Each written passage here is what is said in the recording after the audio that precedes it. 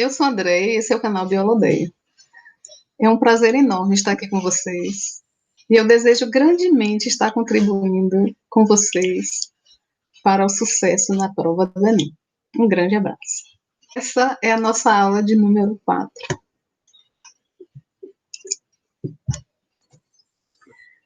Questão número 1. A ricina, substância tóxica extraída da mamona, liga-se ao açúcar galactose, presente na membrana plasmática de muitas células do nosso corpo.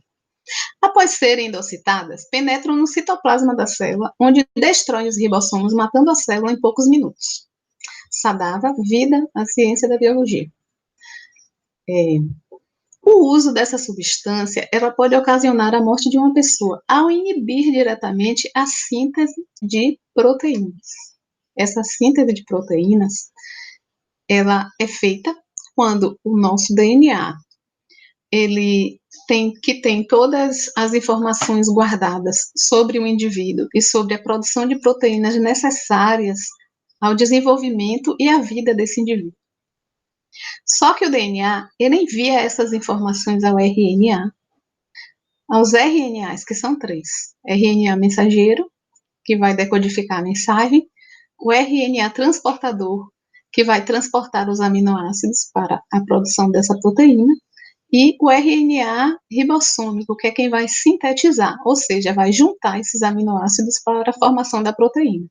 Então, nessa questão número 1, a resposta correta seria a letra D. Questão 2. O nível metabólico de uma célula pode ser determinado pela taxa de síntese de RNAs e proteínas, processos dependentes de energia. Essa diferença na taxa de síntese de biomoléculas é refletida na abundância e características morfológicas dos componentes celulares. Em uma empresa de produção de hormônios proteicos, a partir do cultivo de células animais, um pesquisador deseja selecionar uma linhagem com um metabolismo de síntese mais elevado dentre as 5 esquematizadas na figura. Qual linhagem deve ser escolhida pelo pesquisador? Bom, então vamos aqui ao papel de cada um. Ele traz uma legenda, onde tem as mitocôndrias. As mitocôndrias são responsáveis dentro da célula pela produção de energia através dos processos respiratórios. O retículo endoplasmático rugoso ou granuloso, tá? Ele é responsável pela síntese de proteínas, visto que em sua estrutura estão aderidas DNAs ribossômicos. E nós vamos ter aqui no centro eucromatina, né? Quanto maior a quantidade de eucromatina dentro de uma célula, mais ela está em atividade. Né? A heterocromatina, que é a cromatina quando ela está espiralizada. E nós vamos ter o núcleo. O núcleo, ele é rico em moléculas de RNAs. Então, nós vamos precisar de uma célula que tenha o maior número de retículo endoplasmático para a produção de proteínas, de mitocôndrias que tenha grande quantidade, que tenha grande quantidade de mitocôndrias para que possa produzir energia, que tenha mais eucromatina do que heterocromatina para que possa desenvolver essa atividade metabólica para a produção das proteínas. E o núcleo precisa ser o maior possível. Quanto maior o núcleo, maior o número de RNAs para a produção de proteínas. Ok? Então, ele vai precisar, para a produção desses hormônios proteicos, de uma célula que tem essas características. Dentre essas, quais têm o maior núcleo? A número 2 e a número 4.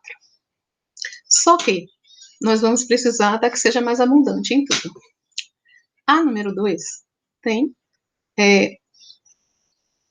4 mitocôndrias, a número 4 também. A número 2 tem uma quantidade menor de retículo endoplasmático, enquanto que a 4 tem mais. E também a número 4, ela vai apresentar uma quantidade maior de eucromatina, ok? A 2 vai apresentar mais heterocromatina. Então, a célula que se adequa é a número 4. Portanto, a resposta correta é a letra D. Ok? Questão número 3. São organelas citoplasmáticas em que ocorrem etapas do processo de respiração celular. Neste processo, moléculas orgânicas são transformadas e, juntamente com o oxigênio, são produzidos gás carbônico e água e liberação de energia, que é armazenada na célula na forma de ATP. Na espécie humana, o gameta masculino espermatozoide apresenta em sua peça intermediária um conjunto de mitocôndrias cuja função é a peça intermediária. A peça intermediária é essa região aqui central, ok? Para facilitar a ruptura da membrana do ovócito, ela vai precisar ter muitas mitocôndrias. Por quê? Porque são as mitocôndrias que fornecem energia para a locomoção do espermatozoide. Ok? Então, a alternativa correta é a letra E.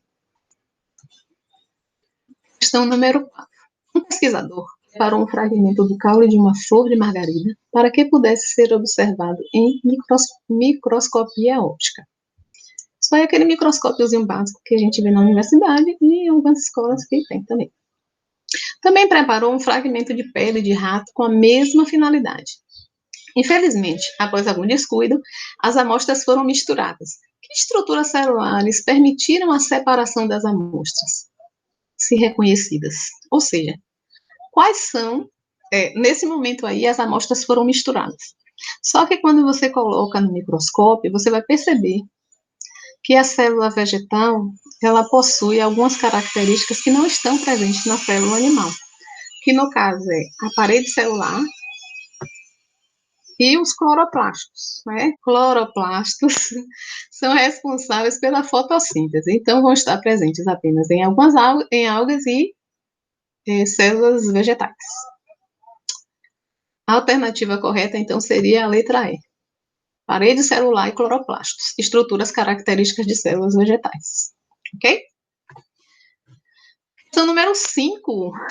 Os sapos passam por uma metamorfose completa. Os girinos apresentam cauda e brânquias externas, mas não têm pernas. Com o crescimento e desenvolvimento do girino, as brânquias desaparecem, as pernas surgem e a cauda encolhe. Posteriormente, a cauda desaparece por apoptose, ou seja, morte celular programada, que é regulada por genes e resulta num sapo adulto jovem. A organela citoplasmática envolvida diretamente no desaparecimento da cauda é o... Vejam só, essa questão está muito relacionada com a função executada por cada organela. Os ribossomos, eles vão produzir proteínas, então não são eles. Os peroxissomos, eles vão quebrar a água oxigenada e vão produzir água e oxigênio, visto que a água oxigenada ela é tóxica ao organismo, então vão produzir substâncias que não são tóxicas ao corpo. É isso que fazem os peroxissomos. O complexo Golgiense, ele vai aperfeiçoar, vai armazenar e vai secretar proteínas. Também não é ele, então. E o retículo endoplasmático, ou ele vai ser agranular, que vai produzir lipídios, ou ele vai ser granular, que vai produzir proteínas, além de transportar substâncias pelo citoplasma da célula. Então, a resposta correta seria os lisossomos. Por quê? Porque são os lisossomos responsáveis pela digestão celular. No caso aí, a apoptose, né? Quem faz a digestão dentro da célula são os lisossomos. A apoptose ocorre graças às enzimas que estão no lisossomo, tá? Então, a resposta correta seria a letra B. Questão número 6. Suavemente revelada, bem no interior de nossas células, uma clandestina e estranha alma existe. Silenciosamente, ela trama e aparece cumprindo seus afazeres domésticos cotidianos, descobrindo seu nicho especial em nossa fogosa cozinha metabólica, mantendo a entropia em apuros, em ciclos variáveis noturnos e diurnos. Contudo, raramente ela nos acende, apesar da sua fornalha consumi-la. Sua origem? Microbiana, supomos. Julga-se adaptada às células eucariontes, considerando-se como escrava, uma serva a serviço da nossa verdadeira evolução. A organela celular descrita de forma poética no texto é quem? É a mitocôndria. Por que isso? Porque durante o período de estudos, pôde-se observar, alguns pesquisadores, alguns cientistas observaram que tanto as mitocôndrias quanto os cloroplastos, eles apresentam DNA próprio. E aí, ao longo dos estudos, surgiu a dedução de que tanto as mitocôndrias quanto os cloroplastos eram células menores que, durante o processo de origem e evolução da vida no planeta, eles migraram para células maiores. Então, as mitocôndrias, quando migraram para células maiores, essas células passaram a ser células aeróbicas, ou seja, células que dependem do oxigênio para respirar, para quebrar seus alimentos e produzir energia.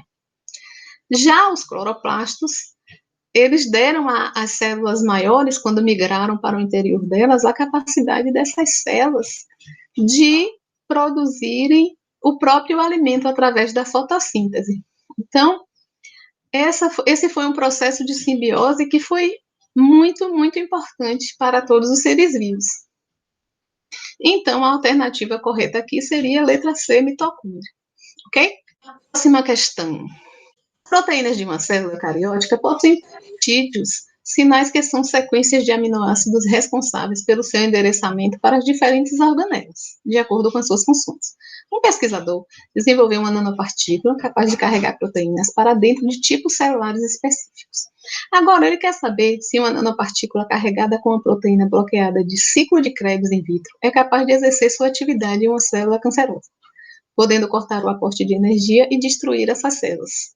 Então, para que isso aconteça, qual é a organela que vai estar envolvida nisso? A organela é a mitocôndria, visto que é dentro da mitocôndria que vai acontecer o ciclo de Krebs e a cadeia transportadora de elétrons, no processo de respiração celular, ok?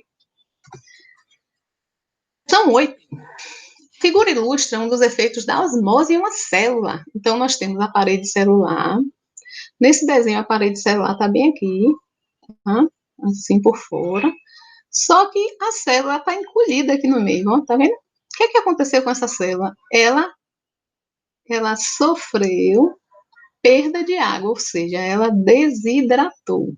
A desidratação dessa célula se deu porque a quantidade de substâncias fora dessa célula é muito maior do que a quantidade de substâncias de solutos no interior dela. Tem mais soluto fora da célula do que dentro da célula.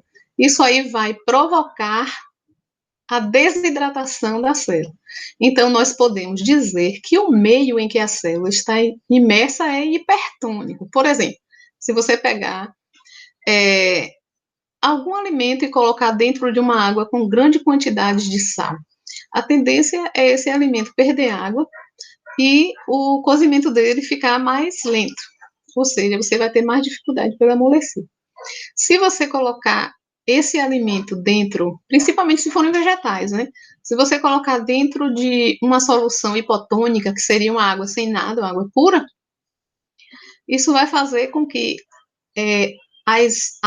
o líquido hidrate as células por dentro. E aí elas vão ficar dentro de uma solução, né, hipotônica e vão cozinhar mais rápido. Por isso que as pessoas, quando cozinham alimentos, em geral, né, elas deixam o alimento cozinhar na água e depois é que se acrescenta sal, açúcar, essas coisas, essas substâncias, ok? Um grande abraço para vocês. Foi muito bom estar com vocês. Eu espero que vocês tenham gostado. Se gostaram, deixem os seus comentários, deixem um joinha, deixem um like. E muitíssimo obrigada a todos. Um grande abraço.